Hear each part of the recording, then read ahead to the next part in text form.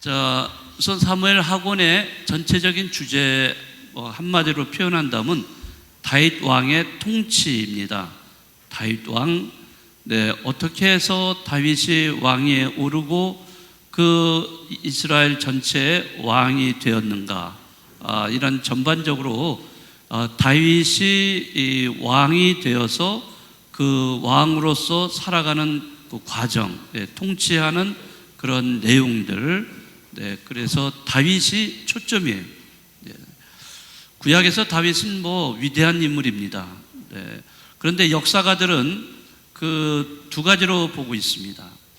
한쪽의 역사가들은 다윗을 칭송하고 구약의 가장 위대한 왕으로 이렇게 드높게 평가를 하고 있지만은, 또 다른 역사가들은 다윗은 절대 그런 인물이 아니다.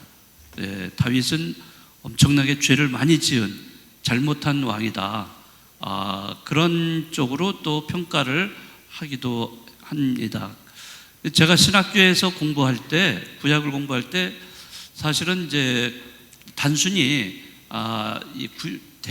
다윗은 정말 위대한 왕, 하느님이 인정해 주신 위대한 왕이다 라고만 생각을 하고 그렇게 배워왔는데요, 어느 날 그 유럽에서 그 구약을 정말로 그 구약을 전공하신 분이, 신부님이 딱 교수로 오셨는데, 그분의 강의를 들으면서 점점 이게 바뀌어버렸습니다. 그게 전부 다가 아니었구나, 이런 생각을 하게 되었어요. 그래서 이 다윗이라는 인물이 이렇게 그 위대한 면도 있지만은 굉장히 어두운 면도 있다는 것을 그때서야 깨닫기 시작을 했습니다. 그래서 양면성을 갖고 있다는 것, 이러한 것이 다윗을 생각을 하면서 또 다윗을 묵상하면서 우리들도 마찬가지가 아닌가, 이런 생각을 합니다. 내 자신, 나도 어떤 그 밝은 면이 있는가 하면은 또 한편에서는 어두운 면이 이렇게 있다는 거. 여러분들, 나는 밝은 면밖에 없어, 어두운 면 하나도 없어. 한번 손 들어보세요. 발 들어보세요, 발. 아마 살아가는 우리 인간, 어느 인간이라도 아마 이런 그 양면성 또는 이중성을 다 가지고 이렇게 살아가지 않는가 생각을 합니다. 그래서 여러분들이 이미 다 잘 사실 아시는 내용이 있겠지만은, 이런 면을 여러분들이 하나의 전제 조건으로 깔면서 이 사무엘 학원을 읽으신다면은 상당히 나도 위로를 받는다는 느낌을 받으실 거예요. 왜냐하면은 그렇게 위대한 이제 다윗 왕인데 가만히 보니까 굉장히 어두운 면이 있어요. 그의 인생에 그림자가 있는 거예요. 그렇게 많은 이 백성들한테 추앙을 받았던 왕인데 가만히 보니까 정말 어떻게 인간으로서 저런 짓을 해? 이거 있을 수 없는 일이야? 이런 거를 이제 보게 되는 거죠. 그러니까 나도 좀 안심이 되는 거야. 나도 좀 잘못한 게 있는데, 물론 고해성사보기도 했고 그러겠지만은, 그러나 우리가 살아가면서 인간의 어떤 한계성을 지켜보고 있는 거죠. 다윗이라는 한 인물을 통해서 이런 한계성, 누구나 다 가지고 있는 인간의 그 한계성을 다윗 왕도, 그 위대한 다윗 왕도 이걸 갖고 있구나, 이런 거를 이 책을 통해서 이제 알 수가 있습니다. 자, 전체적으로 이제 이 책에 대해서 잠깐 살펴본다면, 이 책은 다윗 왕의 통치 역사에 대한 기록입니다. 객관적으로 표현하면은 통치 기록이에요. 자, 다윗 왕이 어떻게 자신의 왕국을 확장을 하고 유다 왕국과 이스라엘 왕국을 통일을 했는지, 자신의 입장을 강화하기 위해서는 어떻게 했는지, 이런 것들을 여러 가지 면에서 설명을 잘 하고 있습니다. 자, 다윗 왕은 깊은 신앙심을 갖고 있었던 사람입니다. 그래서 하느님께 대한 공경을 여지없이 보여준 그러한 인물로서 국민들한테 절대적인 지지를 받아온 인물입니다. 자, 때로는 그렇지만은 무법적이에요.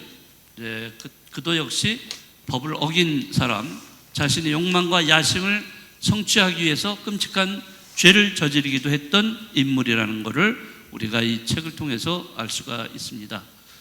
자, 그렇지만 주님의 예언자 나탄이 나타나서 이 다윗 왕을 비판을 하죠. 그 비판을 하고 수용을 하는데 자기 죄를 이때 뉘우치죠. 하느님의 처벌을 받아들이죠. 자, 그리고 다윗 왕의 위대함과 죄악을 동시에 이제 이야기한다고 제가 말씀을 드렸는데요. 이 다윗 왕조를 그렇지만 지켜주시는 하느님의 약속은 변치 않는다는 것도 이 책은 알려주고 있어요. 아무리 다윗 왕이 죄를 지었다 하더라도 하느님이 약속하신 것, 이 다윗 왕조를 통해서 이 메시아가 나타날 거라는 이러한 그 이야기는 약속을 하느님은 지키시는 분이다 하는 것을 또한 알 수가 있습니다. 자, 이스라엘을 이끄는 분은 주님이 아니라 임금이 아니라 주 하느님이시고 그분의 뜻과 말씀에 따라서 희망과 미래의 희망과 미래와 희망이 있으라고 증언을 하고 있는 책입니다. 자, 이 책은 궁극적으로 이스라엘의 진정한 왕 누구라고요? 다윗? 다윗은 하느님을 대리하는 이런 존재로서의 왕이지만은 진정한 이 임금, 진정한 임금은 하느님이십니다. 이거를 잊어서는 안 된다는 거죠. 다시 말하자면은 우리 이 인생에 내가 마치 내 인생의 주인으로서 내가 살아가는 것 같죠? 내가 주인이에요? 누가 주인입니까? 하느님이 내 인생의 주인이 되세요. 여러분 가정의 주인이 누구세요? 하느님이세요. 하느님이 주관해 주시고 이끌어 주시는 분이십니다. 이 우리 상봉성당, 우리 본당 공동체의 주인은 누구세요? 하느님이시죠. 하느님이 이끌어 주시는 거예요. 그러나 하느님은 우리에게 당신이 그런 고난을 다 위임을 해 주셨어요. 그래서 눈에 보이는 주인은 누구죠? 저예요? 제가 주인이면 여러분들 다 이제 따라야 되는 분들이에요. 여러분들이 주인이세요. 외적으로 볼 때는, 외적으로는 여러분들이 이 성당, 본당의 주인이 되시는 거예요. 여러분들이 주체가 되시는 거예요. 그래서 사목이라는 것도 제가 가끔씩 말씀드렸지만은 저 혼자 사목하는 거 아니에요. 여러분들과 함께, 그래서 여러분들이 사목의 협력자이고 동반자로서 같이 함께 하시는 거예요. 그래서 여러분들도 능동적으로 적극적으로 이 사목에 함께 하셔야 돼요. 근데 많은 분들이 뭐 본당 신부가 알아서 하겠지, 뭐 사목회가 알아서 하겠지, 나는 그냥 미사만 오면 되지, 뭐 그거 아니에요. 여러분들은 하느님의 자녀이시고 이 본당에 여러분들은 외적으로 주인이 되시는, 주체가 되시는 분이에요. 여러분들이 이 본당을 다 이끌어 가시고 운영하시고 여러분들이 그 주체로서 살아가시는 분들이에요. 그러니까 여러분의 집입니다, 이게. 하느님의 집이면서 동시에 여러분들의 집이에요. 그런데 여기 오는 거를 내가 마치 수동적인 존재, 뭘 하라고 하면 하는 거, 그것만 하고 누군가 하겠지, 이렇게 하시면 안 된다는 거죠. 아시겠죠? 이제 이따 또 물어봐야지. 자, 여기서도 제가 이렇게 말씀드리는 이유도, 자, 이스라엘이라는 나라, 이스라엘의 왕은 외적으로 누구였다고 그랬죠? 외적으로 하나님. 이스라엘의 그 임금 왕은 누구였어요? 다윗이었지만은 진정한 임금은 누구였다고 그랬어요? 하느님이시라는 거죠. 여러분들이 이 구약을 관통하면서 쭉 내려와서 보세요. 자, 창세기 때도 그렇고 또 족장들의 이야기들, 거기에서도 하느님이 늘 불러주시고 이끌어주시고, 너희가 이 땅을 내가 땅을 보여줄 테니까 너희들 이쪽으로 이동을 해라. 또 너희 후손을 많게 해주겠다. 그러면서 아브라함을 불러주시고 이삭을 불러주시고 야곱도 불러주시고 이렇게 해서 쭉 관통해 해왔고, 또 탈출기에서는 또 누구를 불러주셨어요? 모세를 불러주시고, 그리고 또 그 이후로 해서 또 예언자들을 또 불러주시고, 이렇게 해서 이 모든 구원의 역사의 주체로서 누가 주체로서 이렇게 이끌어 주셨나요? 하느님이세요. 거기에 이 다윗은 하나의 그 하느님의 종의 역할을 한 존재일 뿐이에요. 아시겠어요? 네, 우리도 각자 사실 이 인생의 외적으로는 주인이지만은 그러나 진정으로 우리를 이끌어 주시는 분, 나를 불러주시고 나에게 사랑을 베풀어 주시고 내가 잘 인간적으로 살아갈 수 있도록 모든 것을 이렇게 그 은총을 베풀어 주시는 분이 누구세요? 하느님이시라는 거예요. 그러니까 이 성경은 이러한 것을 우리에게 알려줘요. 물론 다윗이라는 왕을 보여주면서 어떤 역사적인 단면을 다 보여주긴 하지만은 그 안에 벌써 신앙의 그러한 발자취들이, 다시 말하자면 하느님의 역사하심이 거기에 쭉 깔려 있는 거예요. 네? 그것은 다시 말하자면은 우리 인생에 하느님의 역사하심이 있어요, 없어요? 하느님이 역사하고 계시다는 거예요. 내 인생에, 나의 개인의 역사 안에서도 함께 하신다는 것을 알 수가 있는 거예요. 성경은 끊임없이 다윗뿐만 아니라 다른 인물들을 통해서도 계속해서 당신의 그 구원의 역사를 주관해 주시고 보여주신다는 거죠. 그러니까 우리가 살면서 뭐 하다 보면은 하느님 잊어버리는 경우 많잖아요. 그죠?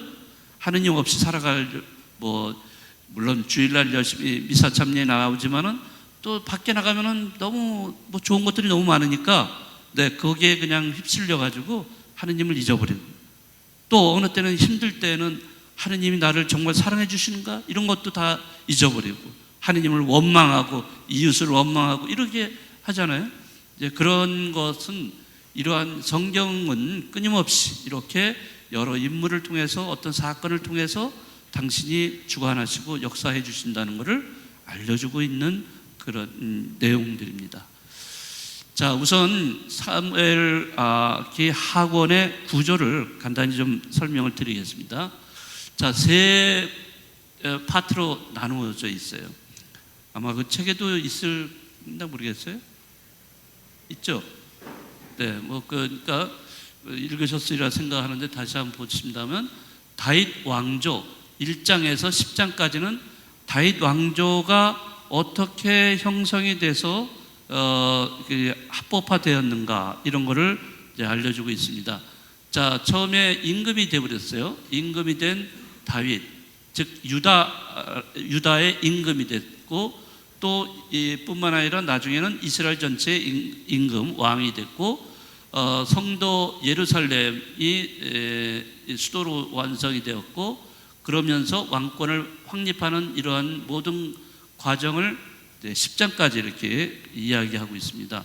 그리고 11장에서 20장까지는 다윗의 말년입니다. 다윗이 왕으로서 쭉 살아오면서 물론 위대한 일도 많이 있었지만은, 그러나 그 중에는 다윗의 범죄도 있었고, 또 다윗의 후계자들에 대한 다툼 이런 것들이 있었다는 것을 보여주고 있습니다. 그리고 이제 덧붙이는 글 처음 덧붙여서 21장에서 24장까지 내용인데요. 여기에는 여러 가지 내용들이 많습니다. 대표적으로 사울의 후손들을 처형해버리고 다윗의 용사들이 소개되고 있고요. 이런 것들이 쭉 나열되어 있습니다. 그래서 이 학원은 세 파트로 구성되어 있다는 것을 여러분들이 아시면 좋겠습니다. 자, 내용을 잠깐 보신다면 우선 유다에 대한 다윗의 통치가 4장까지 나와 있습니다. 그러니까 처음에는 유다의 왕이 되어가지고 한 7년 동안을 유다 나라를 다스렸어요. 거기에 대한 이야기가 나오고요. 그 다음 5장부터 마지막까지가 이스라엘 전역에 대한 다윗 왕의 통치 이야기가 나오고 있습니다. 그래서 초창기 이야기, 그 다음에 다윗과 밧세바 이야기, 역경과 공경에 처했던 이야기들, 그 다음에 다윗의 말년기, 자 이렇게 크게 또 내용을 살펴볼 수가 있겠습니다. 자, 이 지도를 보신다면은 처음에 그 다윗이 유다의 왕이 되었을 때는 바로 여기죠. 헤브론을 중심으로 해서 여기 보라색이 유다 자기가 왕으로서 등극을 해가지고 7년 동안 다스렸던 그 유다 왕국입니다. 최초의 유다의 다윗 왕국이에요. 여기에 사회 바로 옆에 붙어 있는 거죠. 자, 그런데 나중에 이제 30살에 아주 젊은 나이에 그때는 젊은 나이도 아니죠. 네, 지금은 좀 젊은 나이라고 하는데 그 옛날에 30세면은 할아버지였나요? 잘 모르겠습니다. 어쨌든 그 30세에 이스라엘 전체 이스라엘의 그 다윗 왕국이 그 이제 이스라엘 왕이 된 다윗 왕국으로서 여기까지 전부 다 통치를 이제 하게 됩니다. 그리고 이렇게 해서 남북 유다와 이스라엘이 이제 통합이 돼가지고 전체 이스라엘을 다스리게 되죠. 자, 이러면서 또한 그 힘을 입어가지고 그 주변의 나라들을 다 이제 전쟁을 통해서 이겨가지고 통합을 시켜버립니다. 그래서 여기 뭐 아말렉, 에돔, 뭐 모압, 암몬 뭐 이런 주인 나라들 있잖아요. 이거를 다 점령을 해가지고요. 확장된 다윗 왕국 여기까지가 이렇게 해서 그만큼 확장을 시켜서 아주 통일된 이스라엘 왕국을 대단히 그 강한 왕국을 형성을 하죠. 자, 그리고 여기는 뭐냐 하면은 요거는 이제 다윗의 후계자가 누구죠? 솔로몬이 왕이 돼서 여기까지 확장을 해가지고 점령을 해서 다스렸다는 것을 보여주고 있습니다. 네, 자, 그 다음에 1장부터 10장까지 다윗 왕조에 대해서 조금 하나씩 이야기 나누겠습니다. 우선 1장 1절에서 5장 5절까지는 임금이 된 다윗의 이야기인데요. 자, 사울이 전사할 때 당시에 필리스티아 지방에서 망명 생활을 하고 있었습니다. 그러니까 다윗이 사울 왕에게 굉장히 미움을 받아가지고 나중에는 쫓기는 신세가 됐죠. 그 사울은 이제 말년에 굉장히 그 비참한 삶의 모습을 보여주는데 어쨌든 이 다윗을 죽이려고 굉장히 그렇게 살벌했던 그런 상황이었습니다. 망명 시에 이 다윗은 유다 지주들을 도둑에게서 보호를 이렇게 해줍니다.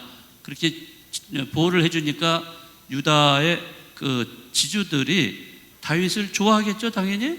네, 그래서 신임을 많이 얻게 됩니다. 그러니까 어떤 면에서는 다윗이 자기가 쫓겨다니는 망명 생활을 하면서도 그 주위에 인근에 있는 지주들의 그러한 신임을 받는 그런 행동을 했다는 것은 다윗이 얼마나 영악한가 이런 것을 알 수 있죠. 천재라고 그러죠, 천재. 그런 것도 우리가 엿볼 수가 있습니다. 전리품들을 유다 원로들에게 선물을 해가지고 또 신임을 이렇게 얻게 됩니다. 그 지난번에 여러분이 읽었던 상권에 나오는 이야기입니다. 그러니까 선물도 주고 자기네들을 보살펴 주기도 하고 얼마나 좋아요? 그러니까 다윗을 싫어할 사람이 없는 거예요. 네. 그러니까 다윗이 나중에 전사한 다음에 이 헤브론에서 임금으로 자연히 추대가 됩니다. 자, 그래서 헤브론을 중심으로 해서 그 유다를 이 다윗이 임금으로 즉위를 해서 7년 동안을 다스리게 됩니다. 자, 이 당시에 상황을 잠시 본다면 유다는 다윗은 헤브론으로 옮겨서 유다 왕위에 올라가서 7년 반 동안 다스리면서 왕국의 기초를 다지게 되죠.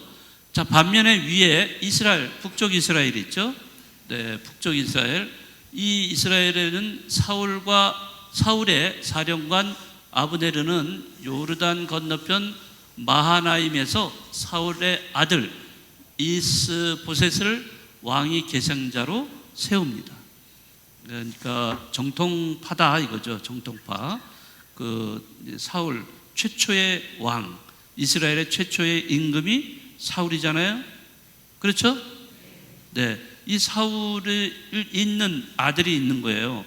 그러니까 그 정통이라고 해가지고 그 이스보셋을 이 사령관이 내세웁니다. 2년 동안 유다 왕국과 싸우면서 이스라엘 왕국을 이 사령관 아브네르가 이끌어가고 있다는 것을 알 수가 있습니다. 자, 이런 내용이 있고요. 그 다음에 그 성도 예루살렘에 대한 얘기가 나오는데요. 이제 5장 6절에서 6장 23절의 내용입니다. 성도 예루살렘은요, 두 가지 면에서 보시면 좋겠습니다. 하나는 다윗의 도성 예루살렘이 한편에서 보일 수 있고요. 또 궁극적으로는 하느님의 도성 예루살렘을 생각할 수가 있습니다. 네. 그래서 여기 그 다윗의 도성 예루살렘은 우선 이스라엘 임금 이스보넷이 암살을 당합니다. 암살돼 가지고 그런 것을 계기로 해서 다윗이 30세에 이 온 이스라엘을 통치하게 되는 계기가 됩니다. 자, 그래서 이스라엘 지파들이 그렇지만은 몇 지파지죠? 이스라엘 지파? 12지파죠. 이러한 이스라엘을 이제 통치하게 되지만은 모든 지파, 12지파가 다 여기에 동의하고 있었던 것은 아닙니다. 그러니까 완전히 통합된 것은 아니죠. 그래서 북쪽, 남북 지파들이 엄연히 분리된 상태에 아직도 놓여 있고, 남북 지파의 그 일치가 이루어져야 되는데, 그것이 바로 다윗이라는 인물을 구심점으로 해서 일치가 이제 이루어지는 과정이 되겠습니다. 그러니까 다윗이 그 북쪽과 남쪽을 잘 통합을 해서 통일 이스라엘 왕국으로 이렇게 만들어가는 과정이죠. 그 과정에 가장 중요한 것은 12지파를 통합을 시켜야 되는 거예요. 그러니까 12지파가 있다는 것은 다 제각각 자기 요구사항들이 있겠죠. 자기네가 어떤 이익을 봐야 되니까 자기네만 도움이 되게끔 그렇게 하려고 하는 그런 지파들을 다 통합을 시켜야 되는 것이 사실 상당히 큰 임무였죠. 이 당시에 위기 시기에는 언제든지 붕괴될 위험성이 통합은 되었지만 그런 위험성을 갖고 있다는 거죠. 자, 중앙 집권을 위해서 남북 지파의 경계선에 위치한 예루살렘을 수도로 정합니다. 그러니까 이 다윗이 머리가 좋다는 게 바로 여기서도 드러나고 있습니다. 예루살렘, 아까 지도에도 보셨지만은 북쪽 이스라엘과 남쪽 유다의 그 경계선에 예루살렘이 이제 놓여 있는데 그 예루살렘으로 수도를 옮깁니다. 그래서 예루살렘이 수도가 됩니다. 자, 다윗의 도성 예루살렘이라고 이렇게 부르고 있습니다. 자, 이렇게 해서 다윗은 그 이스라엘을 정치적으로 통일을 이루게 됩니다. 이제는 정치적으로.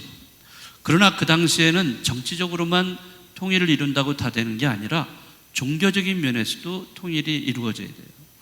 종교적인 면에서도 서로 12지파가 하나가 돼야 되는 거죠. 자, 그거를 위해서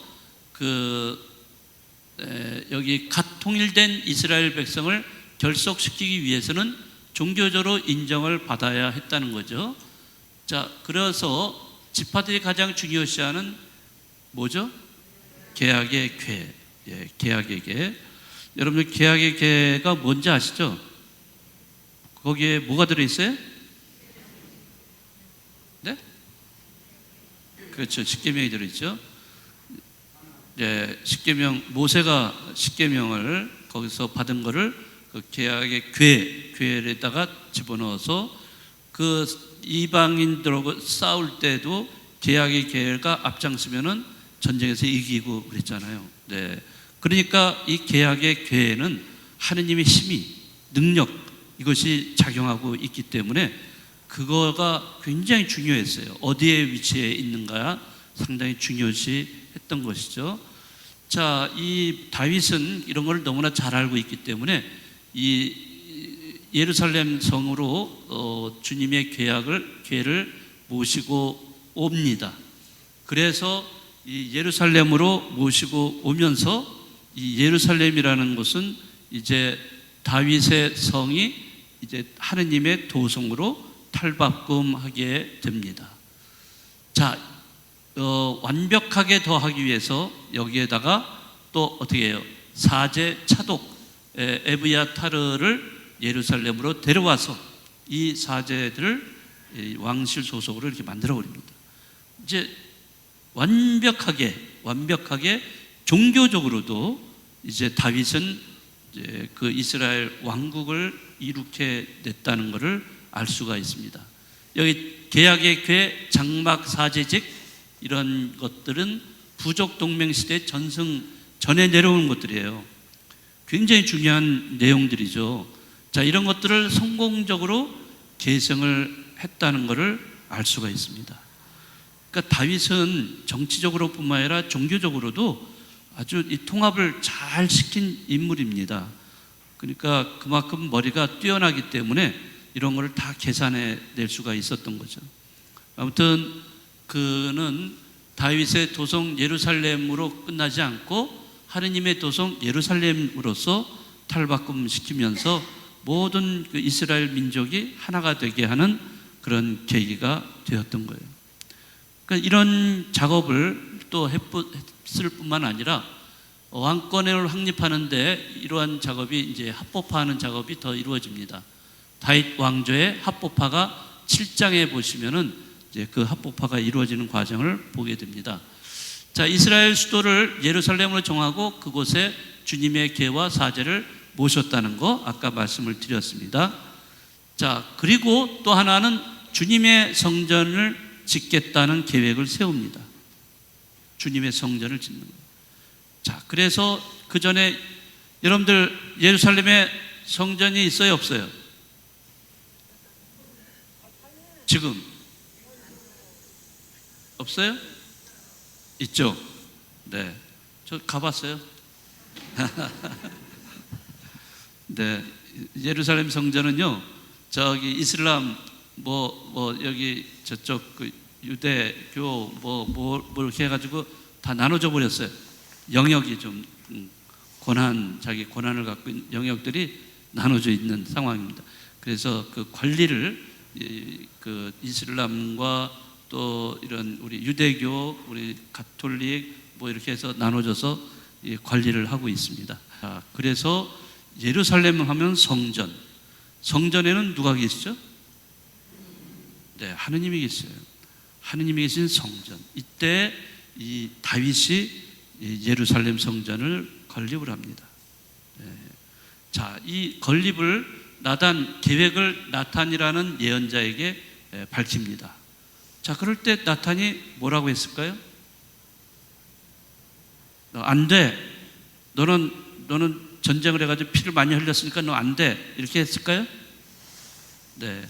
그렇지만 나탄은 야훼께서 다윗을 선택하셨고 다윗의 왕조를 영원히 흔들리지 않게 하리라는 약속의 예언을 또 선포하기까지 합니다.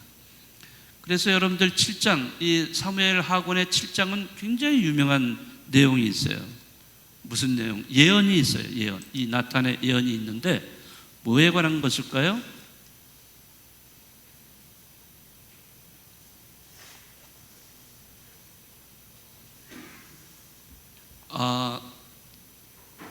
자, 여러분들 메시아 사상 아시죠?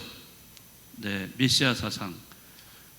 여기 한 여인을 통해서 그 아들이 나타날 거다. 예언을 하죠. 그래서 그 예언이 신약에 와서 바로 예수님, 메시아로 이렇게 드러났다는 것을 여기서 예언을 해주고 있습니다. 그래서 이스라엘 왕조가 영원히 흔들리지 않는다. 그리고 그 왕조에게서 이새의 뿌리에서 새싹이 돋는다. 바로 그 메시아가 나타날 것이다 라고 예언을 하고 있는 장면이 이 7장에 나옵니다. 자, 그래서 다윗 왕조는 주님의 제가를 얻어서 완전히 합법화가 됩니다. 그러니까 이제 왕조가 완전히 합법화됨으로써 이제 다윗은 자기가 이제 정통적인 왕으로서 온 이스라엘을 다스리게 되죠. 누구도 이제 건드릴 수 없는 그런 왕권을 확립하게 됩니다. 자, 그런 이후에 그는 영토 팽창 정책을 피게 됩니다. 그래서 8장에서 10장까지는 그 주변에 아까도 말씀드렸지만 여러 그 다른 주변의 인근의 나라들을 전쟁을 해서 점령을 해서 영토를 확장을 합니다. 자, 이렇게 해서 이제 통일 이스라엘 왕국은 아주 굉장히 강력한 왕국으로 변모한 거죠.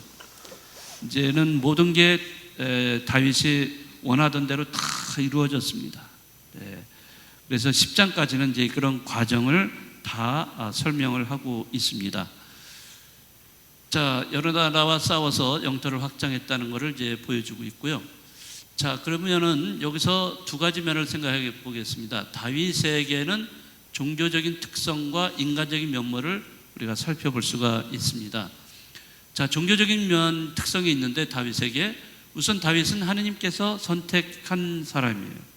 그렇죠? 네, 분명히 하느님께서 그에게 도유를 해주셨죠. 예, 누가 도유를 해줬죠? 하느님의 대리자 누구죠? 이 책의 이름 사무엘, 사무엘 예언자 선지자가 이 다윗에게 도유를 했죠. 옛날에 도유를 했다는 것은 무슨 뜻이에요? 기름 부었다. 누구에게 기름을 부었습니까? 뭐 때문에 기름을 부었습니까? 바로 임금. 임금이라는 사실을 임금이 될 때 그 도유를 합니다. 그래서 이 메시아라는 말이 그런 말이에요. 네, 메시아 도유를 받는다. 그러나 도유를 옛날에 받는 사람은 임금, 왕이 되는 사람에게 도유를 했어요. 예언자가 도유를 했다는 거죠. 자, 이 사무엘도 그 다윗을 찾아내서 다윗에게 그 도유를 이렇게 해주었죠. 도유를 받은 사람, 선택받은 사람이에요. 자, 그 다음에 늘 주님의 영이 다윗과 함께한 사람입니다. 그리고 다윗도 주님을 굳게 믿은 사람이에요. 네, 여러분들이 시편 이런 데 보면은 다윗의 기도가 뭐 다윗이 썼다고도 하지만은 아무튼 그 다윗의 기도가 굉장히 많이 들어있어요. 네, 그런 면에서 다윗의 이런 종교적인 특성을 가지고 있습니다. 그러니까 우리도 역시 마찬가지죠. 네, 우리도 하느님한테 선택받은 사람들이에요. 그렇죠? 여기 선택받지 못했어. 난 버림받았어. 손 들어보세요. 아무도 없어요. 당연하죠. 네, 우리 다 선택받은 사람들이에요. 얼마나 우리를 사랑하실 것인가. 예? 그러니까 그런 거를 우리가 근본적으로 생각을 해야 되고, 또 그러기 때문에 하나님은 우리 선택한 우리들에게 당신의 영을 다 나누어 주셨어요. 우리는 전부 다 하나님의 영을 가지고 있어요. 자, 그렇지만은 가지고 있다 하더라도 내 마음속에 탐욕과 교만, 이러한 이기심과 자기 중심적인 그러한 모습을 가지고 있다면은 그건 악령이, 이제 더러운 영이 내 안에 들어차게 되는 거죠. 이런 것이 하나님이 주신 영을 가리는 거예요. 활동을 못하게 해요. 하나님의 영을 활동을 못하게 그러한 더러운 영들이 만약에 더 내 마음속에서 판을 친다면은 나는 그쪽으로 끌려갈 수밖에 없어요. 그래서 육적으로만 사는 존재가 될 수밖에 없다는 거죠. 그렇지만은 정말 하느님의 영과 함께 살아가는 사람, 이런 사람이라면은 네, 당연히 하느님의 사랑을 받으면서 하느님 뜻대로 살아가는 사람이 되겠죠. 자, 그리고 또 그 사람은 하느님을 굳게 믿는 사람, 어떠한 상황에서도 그 믿음을 저버리지 않는 그런 사람이 된다는 거죠. 다윗의 인간적인 면을 한번 살펴보겠습니다. 인간적인 면은 뛰어난 지혜와 매력을 지닌 인간입니다. 네. 그러니까 아까도 제가 계속 말씀드렸지만은 이 IQ가 굉장히 높은지 아니면 모르지만은 상당히 지혜롭고 또 상당히 뛰어난 어떤 천재성을 지니고 있는 인물이 있지 않는가. 그리고 앞을 내다보는 천재 정치가입니다. 네, 정치는 뭐 아무나 할 수 있는 건 아니겠지만은 어쨌든 다윗은 그런 능력을 지니고 있는 그런 존재. 그리고 정열이 넘치고 능력이 있는 사람이에요. 네, 그 음악을 잘 했잖아요. 네, 여러분들 아까 이미지 보여드렸을 때 거기에는 뭐 하프 같은 거 이렇게 들고 있는 그게 이제 다윗의 전형적인 이미지예요. 이게 하프를 들고 있다는 것은 다윗은 그런 음악을 잘 했다는 거 옛날에. 그래서 사울한테 두드러지게 드러났던 이유 중에 하나가 음악을 잘 했잖아요. 그러니까 사울의 마음을 굉장히 위로해주고, 그러니까 사울이 항상 이 다윗을 자기 옆에 두었어요.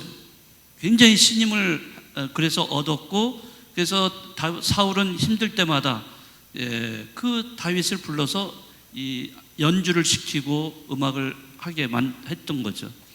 그런데 이제 상황은 또 달라졌지만은 그렇게 어떤 음악적인 재능도 있고 정열이 넘친 능력이 있는 그러한 사람, 또 뿐만 아니라 인간의 심리를 파악하는 아주 능통한 그런 사람. 그러니까 딱 보고서 너는 어떻다 뭐 이건 뭐 신하들에 대해서도 그렇고 뭐 자기 아들들에 대해서도 그렇고 그런 심리를 잘 파악하는 능력 있는 사람이었습니다. 자, 그럼에도 불구하고 이러한 빈틈이 없는 것 같은 다윗이었는데도 불구하고 다윗에게는 어두운 면이 또 있었다는 것을 우리는 알 수가 있습니다. 자, 다윗의 말년 11장에서 20장까지의 내용인데요. 이 말년은 별로 안 좋았어요. 그러니까 이 사람이 살아가면서 인생을 우리가 이 이모작이라는 얘기를 많이 쓰는데, 은퇴하기 전까지는 일모작, 젊어서부터 일을 많이 하다가 이제 은퇴하기까지가 일모작이고, 은퇴한 다음부터 죽을 때까지가 이모작이죠? 아니에요? 여기 일모작 아직도 하시는 분 없어요, 진짜? 다 이모작이세요? 그러시나요? 뭐 있으신 것 같은데. 네. 그 일모작에서 했던 그런 자기의 모습과 이모작으로 넘어가서의 자기의 모습이 어떻게 해야 됩니까? 한결같아야 됩니까? 달라야 됩니까? 네. 달라진다면은 좋은 쪽으로 달라지면 좋죠, 그죠? 네. 이 일모작 할 때는 잘 몰라가지고, 잘 몰라서 막 살아왔는데, 이제는 조금 이제 나이가 드니까 좀 뭔가 보이고, 좀 깨우침을 갖게 되고, 그래서 이모작부터는 새로운 모습으로 열심히 살아가는 이런 분들도 계시고, 그러나 형편없이 살아가, 그런 분들도 계시겠죠. 어쨌든 일괄되게 살아가는 게 제일 좋긴 좋은데, 더 좋은 거는 어쨌든 더 발전하면서 이모작 때는 정말 어떤 깨우침을 가진 깨우친 사람으로서 더 성숙한 인간으로 살아가는 게 더 필요하겠죠. 이제 그거를 위해서는 뭐 그게 저절로 이루어지는 건 아닙니다. 계속 배워야 돼요. 배움이라는 게 굉장히 중요하다고 저는 생각을 합니다. 죽을 때까지 배울 수밖에 없잖아요. 사람은 죽을 때까지, 내가 나이가 70, 80, 90이 돼도 배우는 거예요. 그 어떤 어르신은 90이 넘어도 늘 물론 뭐 잘 보이지도 않겠지만은 여러 가지 면을 통해서 다른 사람을 만나서도 그 사람을 통해서 배워요. 이 배우는 사람이 네, 정말 젊게 사는 사람이라고 할 수 있어요.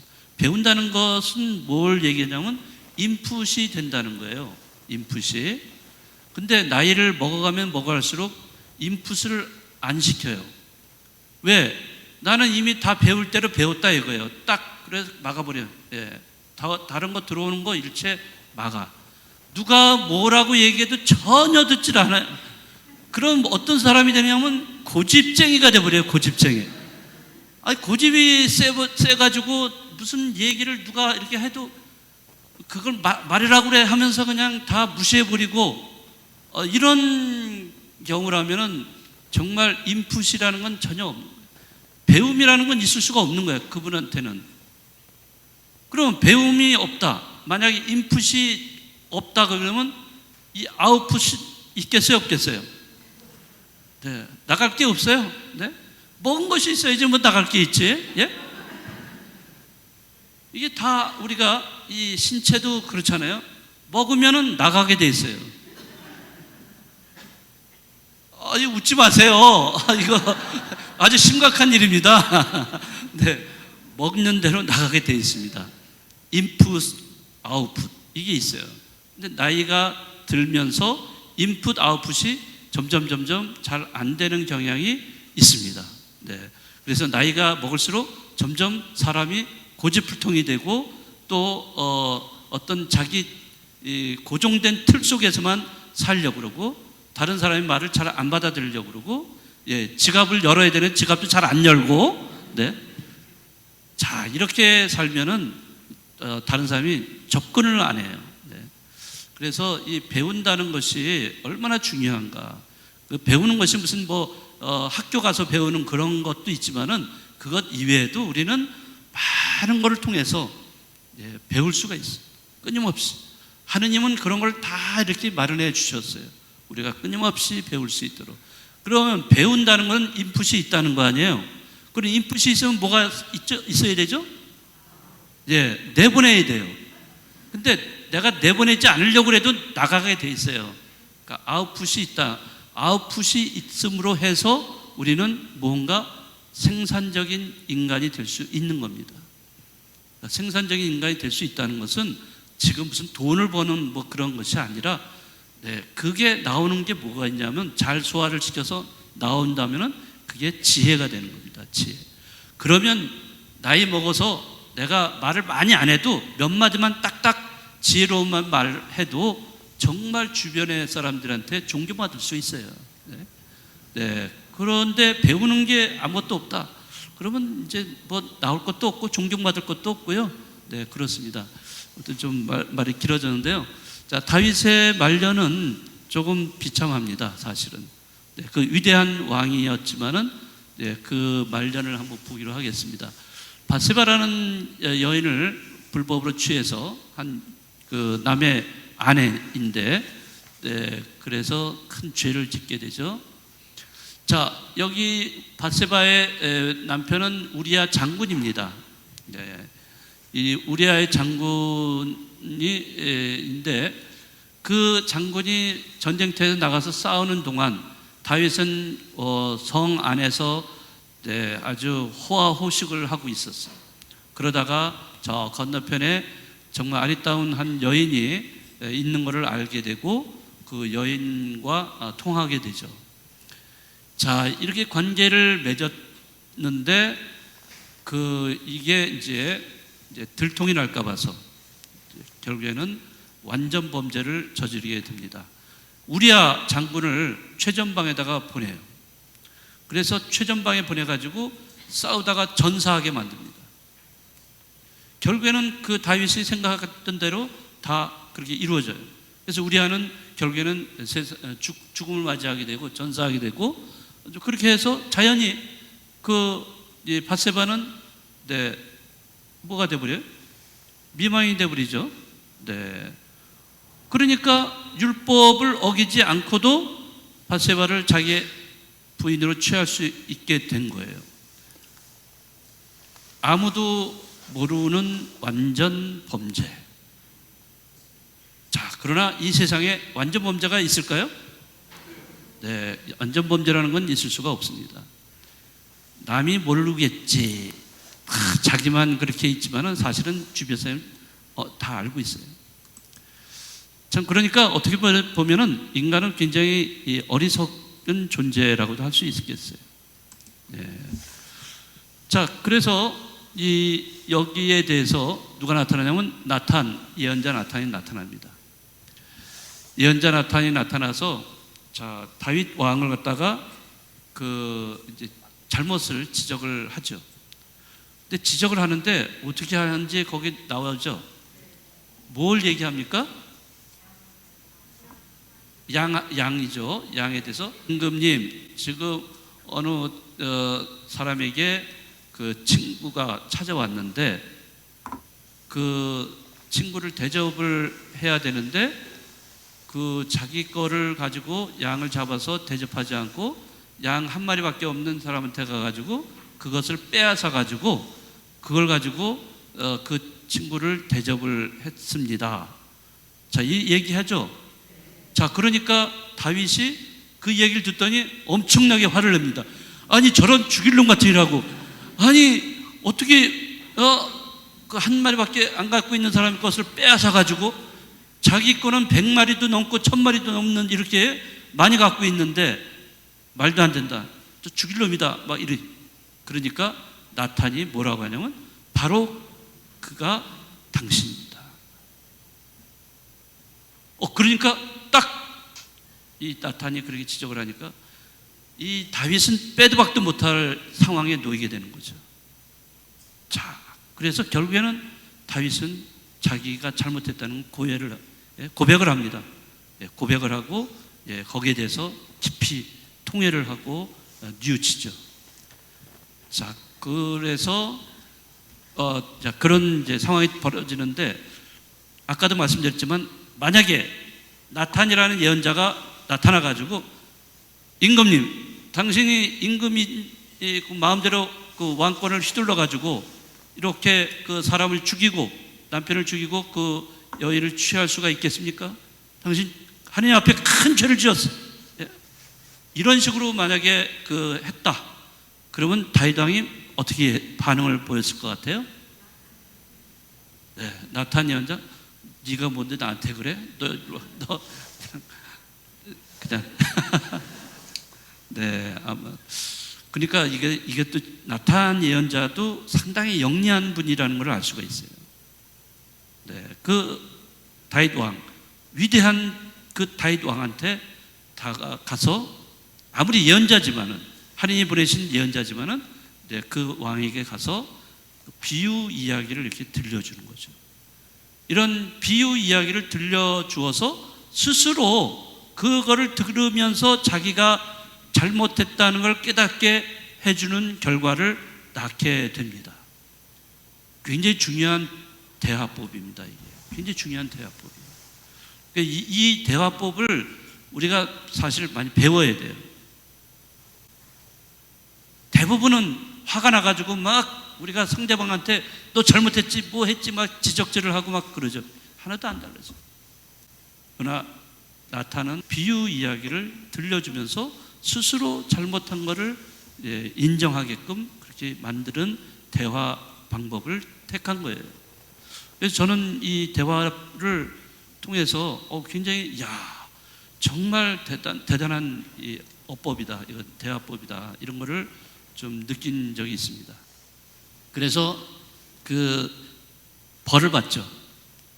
다윗은 밧세바가 아들을 낳았는데 그 아들이 일주일 만에 죽게 되죠. 자, 이 죽은 아들을